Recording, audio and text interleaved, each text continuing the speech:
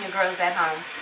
When you're over 30 and you get home from work, you walk in that door, you throw those clothes off, you throw them like a peeled banana, and you sit your ass down. And you put your mask on. You know where to get it. You know who it's by. Maya.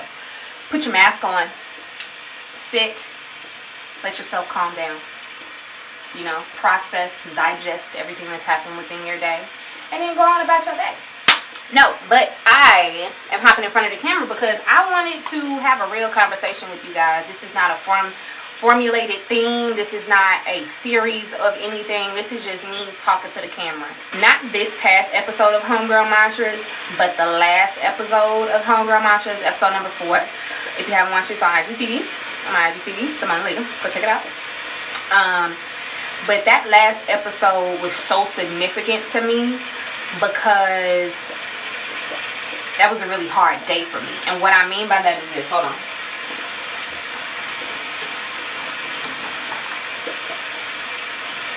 What I mean by that is that day, that entire weekend, I didn't have the best week that week, just in general.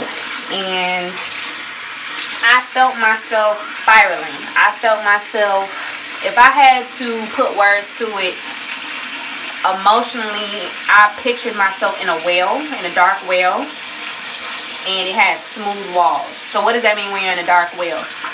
And it ain't a rock, it ain't nothing. You probably not gonna get your ass out of that well without somebody coming to help you. And I fell down that dark well of emotion. I was just beating myself up, and I was just crying all weekend. Wipe that off. And I was just crying all weekend, and it was a lot. And it took, you know, usually when I typically film Homegirl Mantras, it takes me maybe 2 takes at the most. It took me 11 takes to get through filming because I just couldn't commit to the topic. I couldn't stop crying. Like, I was just super emotional, and it was a lot. And I eventually was able to get my bearings, but you know, I definitely can look at that episode and see that my energy is not there. I can definitely look at that episode and see that my light, it's not in my eye, how I typically see it. And it was just a lot. And, you know, I've never spoken to anyone really about it until recently. And putting a name to what that feeling is, and it happens to me fairly often.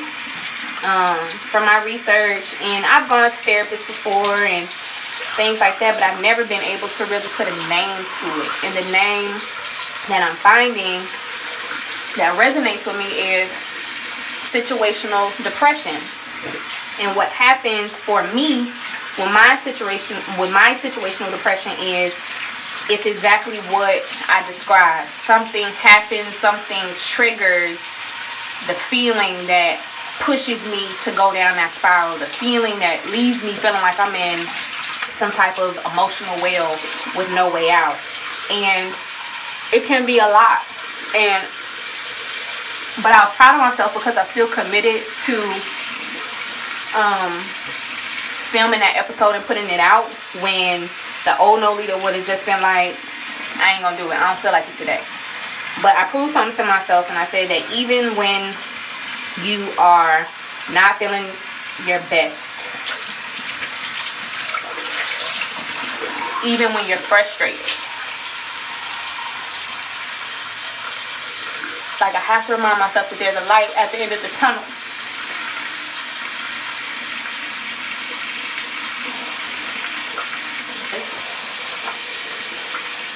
Talking about your mental health is not easy. It's not always received well. People will pity you. And that's the reason why I've never really shared my thoughts fully with anybody. And that weekend I couldn't get a hang of my emotions until far after I had started recording. But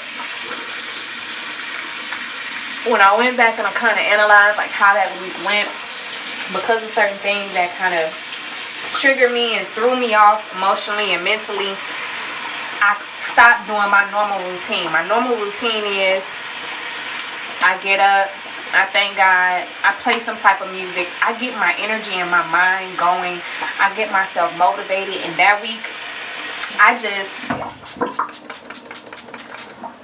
didn't focus on none of that. That week, I was just getting up, going and looking straight at emails. I was getting up, going and looking straight at Instagram, and I was not pouring into myself. So I learned that this specifically, I need this for my mental stability right now. Is I have to incorporate music into my life. Music has to be playing, and I have to be conscientious of the words that I'm listening to, because those words fuel me. Those words set the tone for the playground of my subconscious. Those words give me inspiration. So I have to love myself enough to make that a priority so that I don't have those type of feelings, because those type of feelings have been happening more often than I would like to say that they have been happening, and I gotta get a handle on this shit. So don't really know if this video is going to be helpful. Don't really know if by the time I edit it, if I'm even going to put it on Instagram, because I don't want anybody to pity me. I don't want anybody to feel as if I'm just like a lot of other people who are having some tough times mentally, and you're trying to figure out how to navigate that space. So if you yourself have been able to put a name to how you're feeling, which for me is situational depression, drop a comment below. If you have any tips outside of music therapy that you would recommend to me, I really appreciate that if you would comment that below. And until next time with the next impromptu vlog.